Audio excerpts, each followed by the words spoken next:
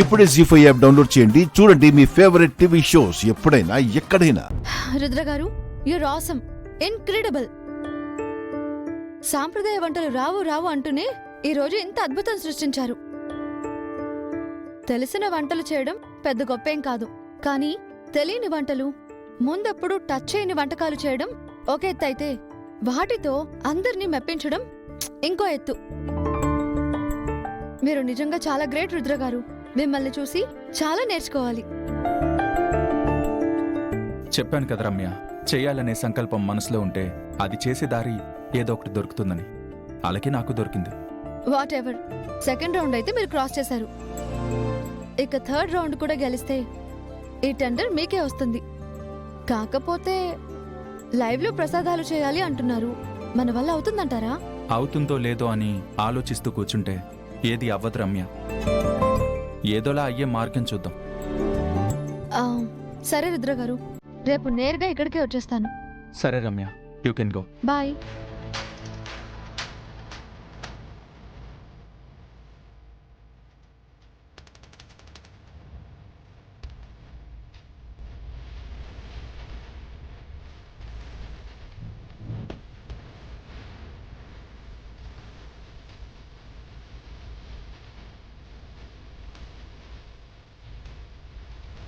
Second round ని కష్టపడి cross చేసినందుకు congratulations Eshwari. Thank you very much. కానీ కష్టపడకుండానే సెకండ్ రౌండ్ క్రాస్ చేసినందుకు మీకు కూడా కంగ్రాచులేషన్స్. కొన్నిసార్లు కష్టాన్నే కాదు ఈశ్వరి, కామన్ సెన్స్ ని కూడా నమ్ముకోవాలి. నేను కూడా ఇప్పుడు నమ్ముకున్నది ఆ కామన్ సెన్స్ నే. ఓ, మీరు చేసిన ఒక కామెడీ పనిని కామన్ సెన్స్ లా భావిస్తున్నారా? సరే, నా గురించి పక్కన పెట్టు.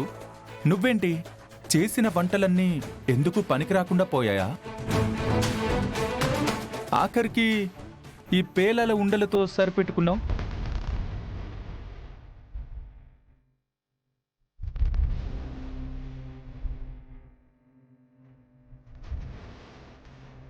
అదేంటి, నేను చేసిన వంటలు ఏమయ్యాయో మీకు తెలీదా? ఇంకా స్పెషల్గా తెలియడానికి ఏముంది, కాంపిటీషన్ కదా అని ప్రత్యేకమైన శ్రద్ధ పెట్టి మరీ వండుంటావు.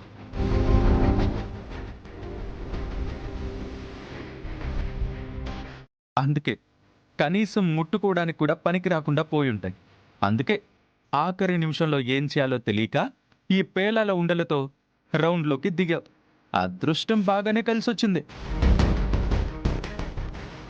అదృష్టం కలిసొచ్చింది నాకు కాదు, మీకు.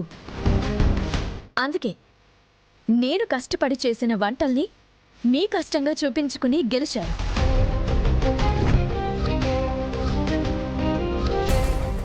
జీ5 యాప్ డౌన్లోడ్ చేసి అన్ని ఎపిసోడ్స్ పూర్తి ఉచితంగా చూడండి.